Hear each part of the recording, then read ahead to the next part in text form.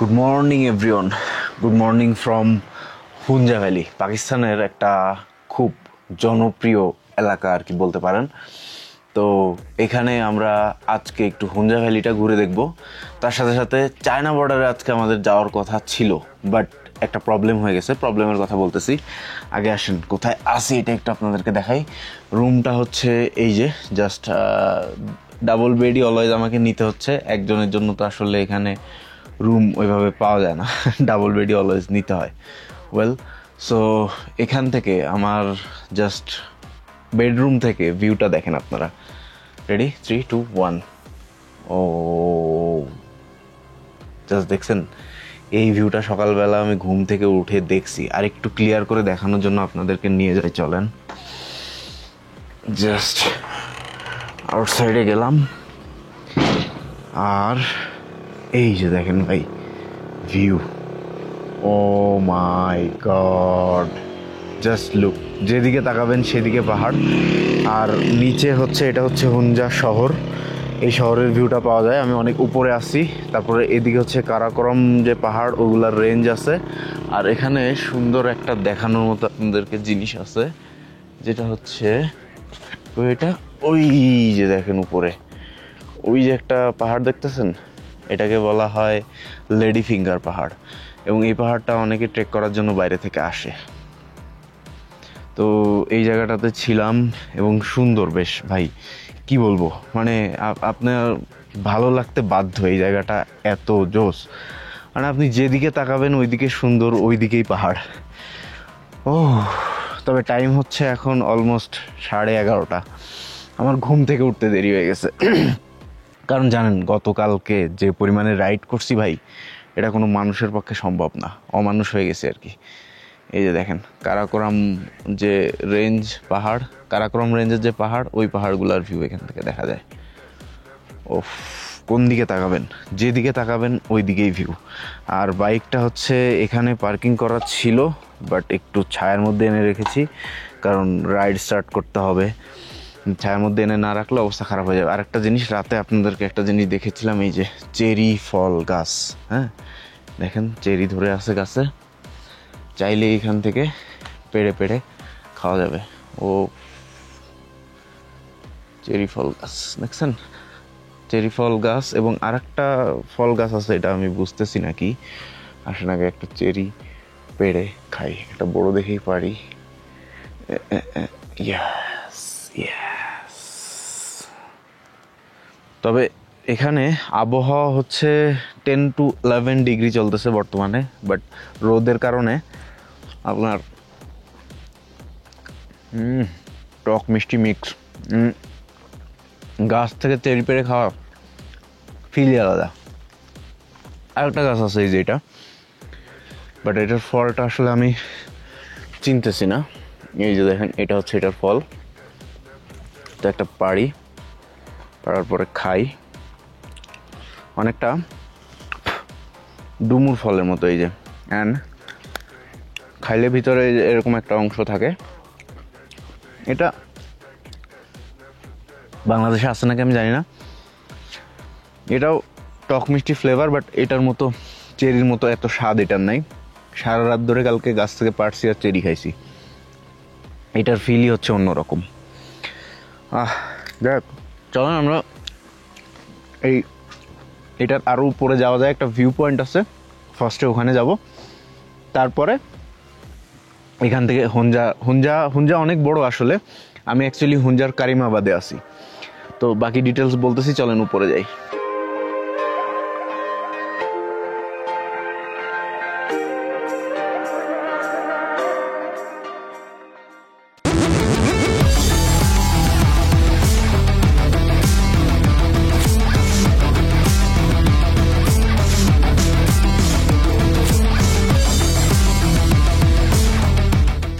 ঠিক আছে, তাহলে হুঞ্জা ভ্যালির এই সুন্দর রিসোর্টটা থেকে বের হয়ে যাচ্ছি। আর পুরো এটা হচ্ছে হুঞ্জা উপত্যকা, এখান থেকে হুঞ্জার কয়েকটা গ্রাম দেখা যায়। আর এটার উপরে এখন যাব, একদম উপর থেকে হালকা একটা সুন্দর ভিউ আছে, ওইটা দেখে তারপরে এখান থেকে বের হব। ঠিক আছে ব্রাদার, বাই। বাইক পুরো 10 মিনিট কোল্ড স্টার্টে রাখছিলাম, এখন চলেন যাই, যেহেতু পাহাড়ে চড়তে হবে, ইঞ্জিনটা হালকা গরম করে না নিলে অবস্থা খুব একটা ভালো হবে না। আমরা যাব মূলত নিচে, বাট উপর থেকে ভিউটা দেখে আসি পাহাড়ের। 5 মিনিটের মধ্যে আমরা ভিউ পয়েন্টে চলে এসছি। ওয়াও ওয়াও, 10,000 ফিট উপরে এটা। It's not your stamina, it's the attitude. You are at 10,000 feet. Okay, ঠিক আছে, একা একা একটা সেলফি তুলেই নেই এখান থেকে।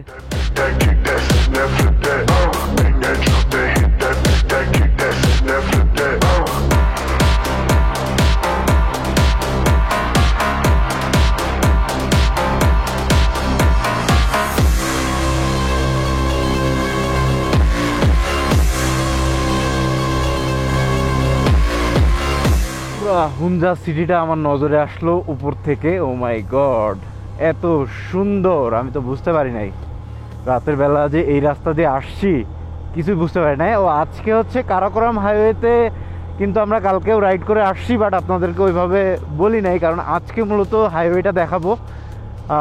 কারাকোরাম হাইওয়ে আসলে শুরু হয়েছিল কালকে, যখন থেকে গরম শুরু হয়েছিল তখন থেকেই, বাট আজকে হচ্ছে মেইন কারাকোরাম হাইওয়েটা, একদম চায়না বর্ডার পর্যন্ত যেটা গেছে। ওইদিকে আতাবাদ লেক আছে, যে লেকটা সবচেয়ে সুন্দর পাকিস্তানের, ওই লেকে আমরা এখন যাব।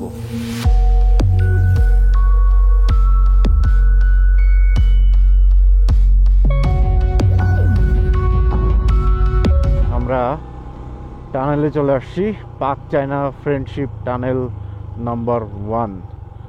আচ্ছা, ঢুকে যায়। Speed limit 40। আচ্ছা, লাইট অন করে দেই। ওকে, বাস। টানেলের মধ্যে দিয়ে আমাকে যেতে হবে। এখানে প্রায় 4টা টানেল পাবো আমি, এবং প্রত্যেকটা টানেলই ছোট ছোট। এই যে এটা যেরকম, এই যে বের হইলাম, আবার ঢুকবো আর একটাতে। আর 2টা টানেল আছে বড়, একটা হচ্ছে 6 কিলোমিটার, একটা হচ্ছে 4 কিলোমিটার। তো প্যারা নাই, টানেলের এক্সপিরিয়েন্সও আছে, বাট লং টানেলটা বেশ বড় হবে আশা করতেছি। আর আতাবাদ লেকের খুব কাছাকাছিও আমরা চলে আসছি। Tunnel number 2। ও ভাই, টানেলে ঢোকার সাথে সাথে তো ঠান্ডা লাগতেছে প্রচন্ড পরিমাণে। এই ঠান্ডা, এই গরম, এইভাবে করতে করতেই তো অবস্থা খারাপ হয়ে যাবে। সেকেন্ড টানেল শেষ, আবার 3rd নম্বর টানেল শুরু। আর এই যে দেখেন আতাবাদ লেকের যে এরিয়া, সেটা হচ্ছে এখানেই শুরু। Wow wow, oh my God, what a lake man, what a lake.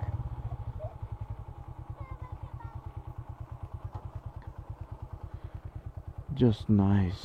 পানির কালার কি রে ভাই, এটা কেমনে সম্ভব এই পানির কালার? সাগরের পানিও তো এত সুন্দর হয় না।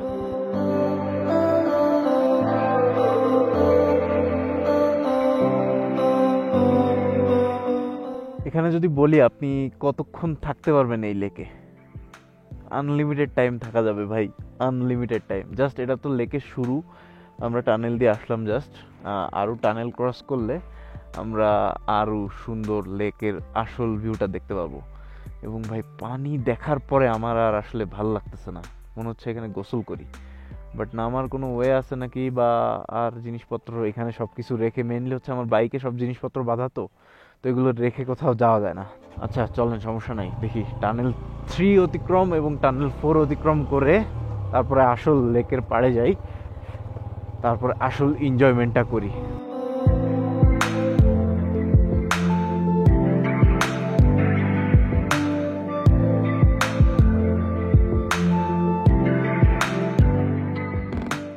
এই ছোট টানেলটা আবার শেষ হওয়ার পরে এটার আরো একটা রূপ দেখা গেল। দেখেন, মানে এটা যে কত বড়, বিশাল বড় লেক। এবং এই লেকের একটা হিস্ট্রি আছে। এই লেকটা তৈরি হয়েছে কিন্তু 2010 সালে। এটা একটা ল্যান্ডস্লাইডিং এর ফলে তৈরি হওয়া।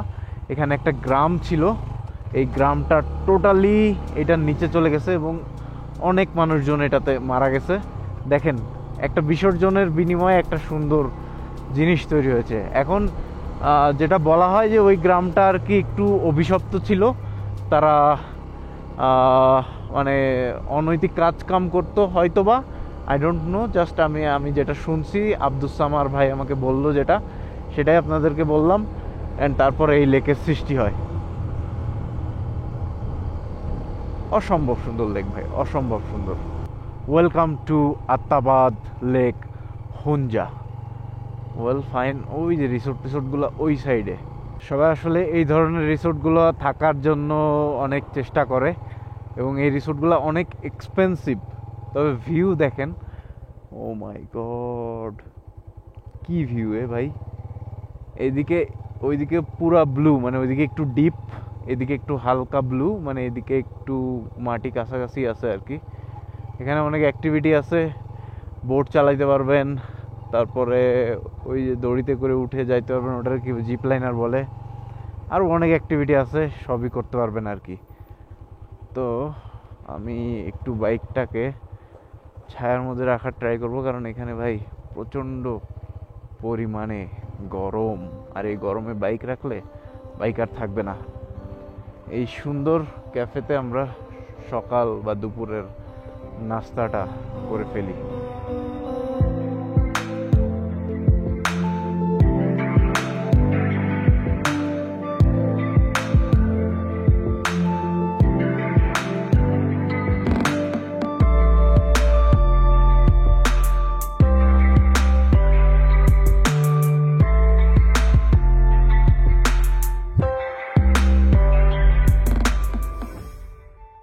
So snacks break at Atmabad lake.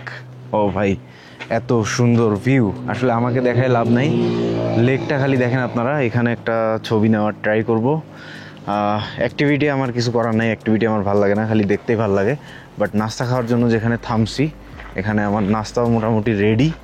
And আপনাদেরকে দেখাই নাস্তাতে কী কী আছে। নাস্তাতে কী কী আছে দেখার থেকে নাস্তা করার সময় যে ভিউটা পাবো সেটা দেখা জরুরি। এই যে পুরো ভিউটা, কিন্তু লেকের ভিউটা এখান থেকে বসে বসে পাবো। অ্যান্ড নাস্তা হচ্ছে 2টা ডিম, পরোটা, এতটুকুই, আর কিছু দরকার নেই। এখান থেকে ভিউটা এনজয় করি আর জাস্ট নাস্তাটা করে ফেলি, এতটুকুই, এর বাইরে আর কিছুই না।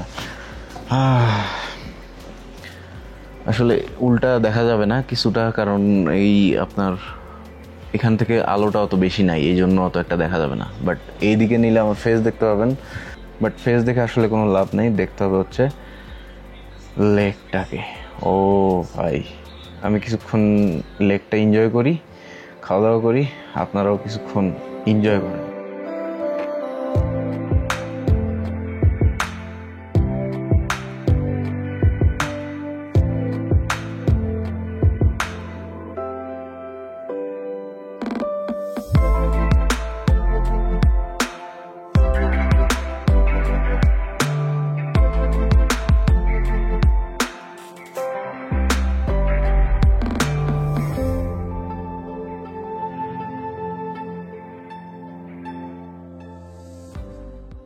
এত সুন্দর জায়গা ছেড়ে যেতে মন চাচ্ছে না।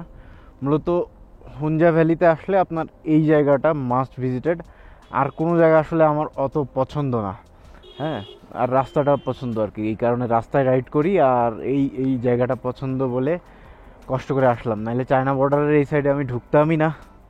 তবে চায়না বর্ডারে যাওয়ার ইচ্ছা ছিল, কিন্তু সেটা আসলে আর হলো না। আগের দিন অতিরিক্ত রাইড করার ফলে মানে হয়েছে কি, আপনার শরীর খুব দুর্বল হয়ে গেছে অতিরিক্ত রাইড করার ফলে।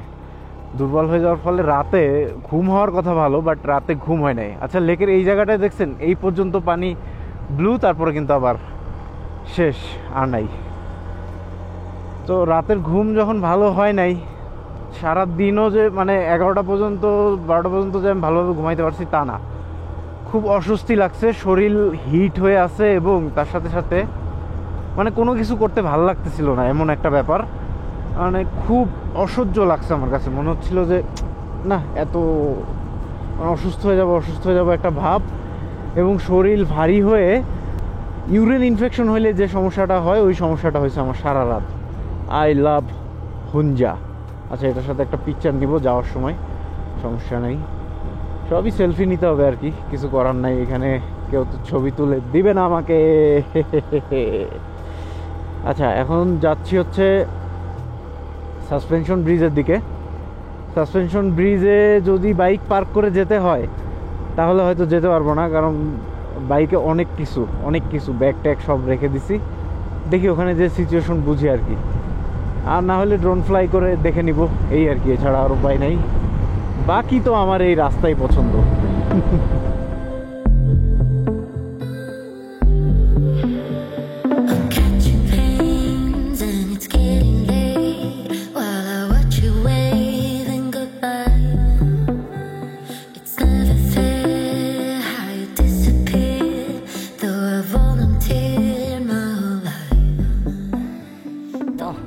গুলমিট শহরটা তো সুন্দর। যাই হোক, আমি ব্যাক করতেছি, আবার গুলমিট হয়ে উল্টা যাচ্ছি, কারণ আমাকে ব্যাক করতে স্কারদুর দিকে যাইতেই হবে। এক, দুই হচ্ছে সাসপেনশন ব্রিজের কথা একটু আগে একটা রাইডারের সাথে দেখা হলো, উনি চলে গেছে, আমাকে জানিয়ে গেল যে সাসপেনশন ব্রিজ এখন প্রচণ্ড পরিমাণে গরম, আর ওখানে আসলে দেখার মতো কিছুই নাই। ধরেন এই যে ওই সাইডে আর এই সাইডের মধ্যে একটা সাসপেনশন ব্রিজ দিয়ে দিছে, এতটুকুই। বাইক নিয়েও যাওয়া যাবে না, বাইক নিয়ে যাওয়া গেলে আমি যাইতাম। গুলমিট থেকেই ফিউলটা তাহলে ফুল করে নেই আর কি, তারপরে চলে যাই আমরা স্কারদুর দিকে, যতটুকু পারি আগায় যাবো। এই গরমে মূলত রাইড করতে ভাই অনেক কষ্ট হচ্ছে, একটু রং টাইমেই চলে আসছি কষ্ট মষ্ট করে। যাই হোক, আসতে পারছি আলহামদুলিল্লাহ, তাই ভালো।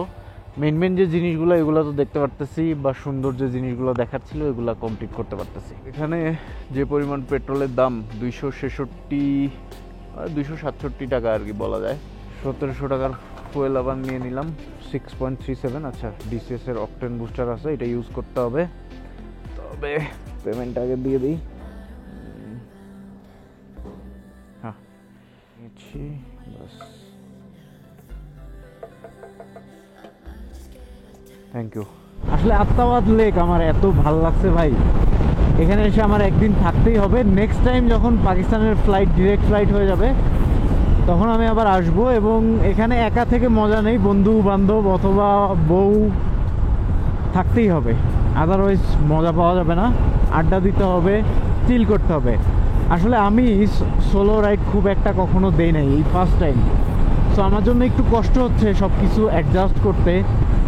মেন্টাল হেলথ ঠিক রাখাটা কষ্ট হয়ে যাচ্ছে বিশেষ করে, কারণ আমি এমন একজন পার্সন, আমি যদি কোথাও আমার পছন্দের খাবারও খেতে যাই আমি একা খেতে যেতে পারি না। এটা আসলে আমার প্রবলেম বলবেন নাকি কি বলবেন আমি জানি না, বাট আমার এটা হয়, কিচ্ছু করার নাই।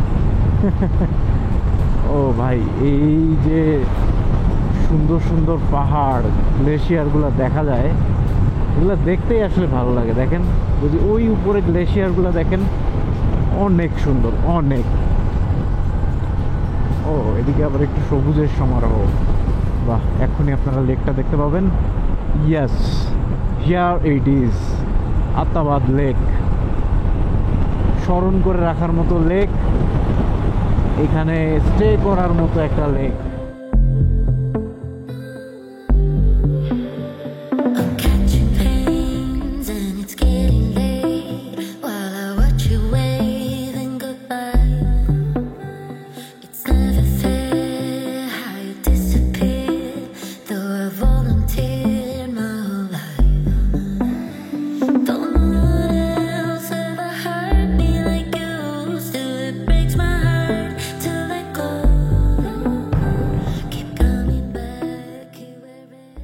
Long live Atmabad lake, bye for now. আচ্ছা, আপনারা আবার এই যে সোলো ট্রিপের একটা মজা আছে। ধরেন এই যে আমি এখন ডিসিশন নিলাম ওই পয়েন্টটা দেখতে যাব না, এটা আমার ইচ্ছা করতেছে না, এটা আমার ভালো লাগে না। এখন ধরেন গ্রুপে আর 2-4 জন আছে যাদের ওখানে যাইতেই হবে, ওইটা পছন্দ করতেই হবে, এটা হলে সমস্যা। আবার ধরেন কিছু আছে যারা অ্যাডজাস্ট করতে পারে আর কি, ওইরকম হইলে অবভিয়াসলি ওকে, কোনো সমস্যা নাই। কারণ অ্যাডজাস্ট করা লোকজন আসলে ভালো লাগে আমার, যারা অ্যাডজাস্ট করতে পারে। তো শেষবারের মতো আত্মাবাদ লেককে বিদায় জানাই দিচ্ছি। আল্লাহ হাফেজ আত্মাবাদ লেক, ফির মিলুঙ্গা ইনশাআল্লাহ। এই টানেলটা প্রায় 6 কিলোমিটার, আর টানেলের মধ্যে ঠান্ডা লাগতেছে আর বাইরে লাগতেছে গরম। এই হচ্ছে টোটাল অবস্থা।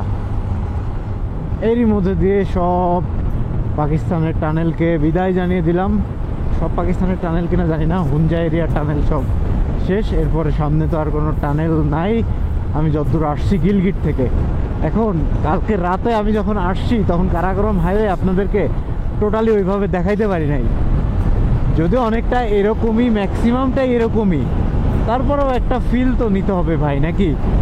চলেন আমরা আজকে কারাকরম হাইওয়ের ফিলটা নেই, আর ওইদিকে চলেন স্কারদুর দিকে কত দূর এগিয়ে যাওয়া যায় সেটা নিয়ে আমরা চিন্তা করি।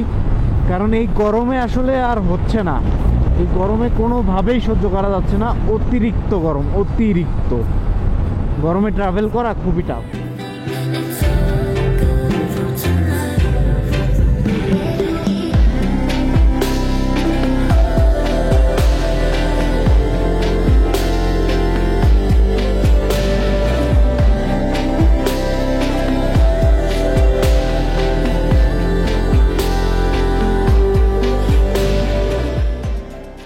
ছোট্ট একটা ঝিরির দেখা পেলাম, বাহ সুন্দর তো, অল্প একটু জায়গা জুড়ে, বাট সুন্দর, খারাপ না। পুরো ল্যান্ডস্কেপটাই আসলে সুন্দর। বাট এখন টাইম হচ্ছে 3টা এক্স্যাক্টলি, আর যে পরিমাণ গরম লাগতেছে ভাই, এই গরমে আসলে রাইড করা যায় না। উফ, কষ্ট হয়ে যাচ্ছে, অনেক কষ্ট হয়ে যাচ্ছে। আমার অপোজিটের পাহাড়ে এই যে দেখেন পুরা ধুলা উঠতেছে, ওই নিচে পানিতেও ধুলা উঠতেছে। তার মানে কি, ওই যে ওখানকার মাটি দেখেন পুরোটা সরে গেছে, মাত্র ল্যান্ডস্লাইডিং হয়েছে, মাত্র জাস্ট নাও, 10 সেকেন্ডও হয়তো হবে না, একদম ওইখানকার যত মাটি ছিল সব পড়ে গেছে ওই নদীতে। ভাগ্যিস আমার সাইডে হয় নাই, ওই সাইডে হয়েছে। ওরে অনেক উপর থেকে হয়েছে। আসলে এই বৃষ্টির টাইমে যখন পাহাড়ে রাইড করা হয়, এটা একটা কমন ইস্যু, ল্যান্ডস্লাইডিং। এই জন্য এই রাস্তাটা এই সাইড দিয়ে বানানো। দেখেন এই সাইডে হচ্ছে পাহাড়, পাথরের পাহাড়, আর ওই সাইডে হচ্ছে মাটির পাহাড়। তো পাথরের পাহাড়ে ল্যান্ডস্লাইডিংয়ের সম্ভাবনা একটু কম তুলনামূলক মাটির পাহাড়ের থেকে। ও রে, লাইভ ল্যান্ডস্লাইডিং দেখার সুযোগ হইল, না দেখাই ভালো এটা আসলে সবার জন্য। নেক্সট ভিউ পয়েন্টে চলে আসছি। এই পাহাড়টার ভিউ পয়েন্টটা হচ্ছে এইটাই, এই ব্রিজের উপর থেকে দাঁড়ায় দেখতে হয়, এবং অনেক পানি এদিক দিয়ে আসতেছে, ঝিরি নদী যেটাই বলেন। ও বরফটা তো আকাশ ছুঁয়ে রাখছে, এবং ওইটার পাশ দিয়ে বা ওইটার উপর দিয়ে বা ওইটার গায়ের উপর দিয়ে মেঘ যাচ্ছে আর কি, দেখতেও ভালো লাগতেছে। অনেক জোস, অনেক জোস। এই হচ্ছে কারাকোরাম হাইওয়ের মজা ভাই, একটা না রাইড করা যায় উইদাউট এনি হ্যাসেল, এবং এমনভাবে তৈরি করা রোডটা আপনি চাইলে 70-80 ক্রুজ করতে পারবেন খুব ইজিলি, এবং বাঘগুলো ওইভাবে বানানো। ওয়াও ওয়াও, কি সুন্দর একটা ভিউ পড়েছে। সূর্যের রশ্মি যখন আসতেছে দেখা যাচ্ছে পাহাড় কেটে যখন সূর্যের রশ্মি পড়তেছে, বাহ বাহ বাহ বাহ, অনেক সুন্দর।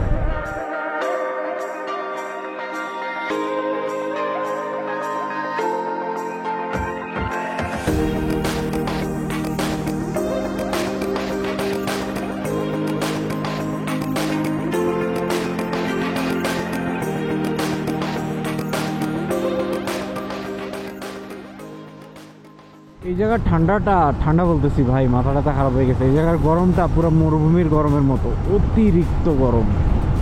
এই এতক্ষণ এই ঝিরিটা একটু অনেক দূরে ছিল, দুই সাইডেই বালুর স্তর ছিল, পাথর ছিল, একদম হিট দুই সাইড দিয়ে দিচ্ছিল। এখন একটু এটা আসাতে হালকা এই সাইডটা রিলিজ হয়েছে, ধরেন যে খালি রোদের তাপ লাগতেছে, আর এই সাইডটা থেকে তাপ উঠতেছে আর কি।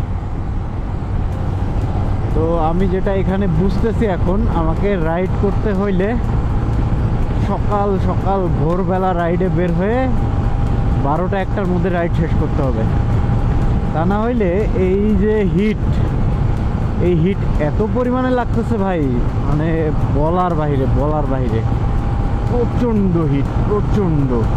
আমরা গিলগিট চলে আসছি, আর আজকে এই গরমে আর রাইড করতে চাচ্ছি না, তাই একটা হোটেল খুঁজতেছি। দেখি রাস্তার আশেপাশে যদি হোটেল পাওয়া যায় তাহলে কালকে এই রাস্তার আশেপাশে থেকে রাইডটা শুরু করা যাবে আর কি। হোটেল একটা অনলাইনে দেখলাম, এই যে এরকম ভিউওয়ালা, সেটা মেবি এইটাই, হ্যাঁ এইটাই, এরকম ভিউওয়ালা হোটেল। সো এটা কনফার্ম করে দিব।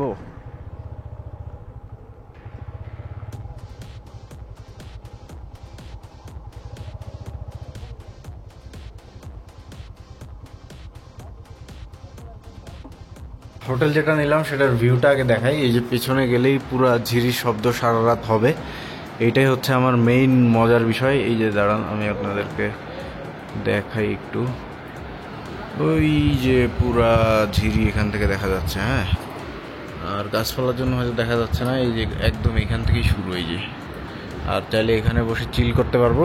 আসেন এবার রুমটা দেখাই ময়লা হয়ে যাওয়ার আগেই, কারণ রুমে গেলে তো আর শেষ। এই যে রুমটা হচ্ছে এটা, যথেষ্ট পরিমাণে বড় আমার একা থাকার জন্য। প্রতিবারের মতো ডাবল বেড এবারও পেয়েছি। আর ওয়াশরুম এই যে ইউজ করার মতো আছে, ক্লিন আছে মোটামুটি। ব্যাস এতটুকুই হবে। এখান থেকেও আমরা ভালো কিছু ভিউ পাবো, কোনো সমস্যা নেই। মশার জন্য প্রোটেকশন দেওয়া আছে, এই আর কি। সো তাহলে আজকে আর মানে খুবই ক্লান্ত। রাইড শেষ করলাম কয়টার দিকে, 5টা 5:30টার দিকে রাইড শেষ করে ফেলছি। বেশি আর রাইড করলাম না, খুবই ক্লান্ত ভাই। মানে যে গরম, এই গরমে রাইড করা পসিবল না। কালকে ভোর 5টায় বের হওয়ার ট্রাই করবো, যাতে এই গরমের তাণ্ডবের মধ্যে না পড়া লাগে। সেটা আমার জন্য হয়তো বা বেস্ট হবে। Let's see. তো আজকে এটা এনজয় করি। ও আচ্ছা, এইটার ভাড়া নিয়েছে হচ্ছে মাত্র 2500 রুপি, যা বাংলা টাকায় কনভার্ট করলে হবে হয়তো বা কত, 1100 টাকা সামথিং, আরও কম, 1000 টাকার মতন হবে আর কি।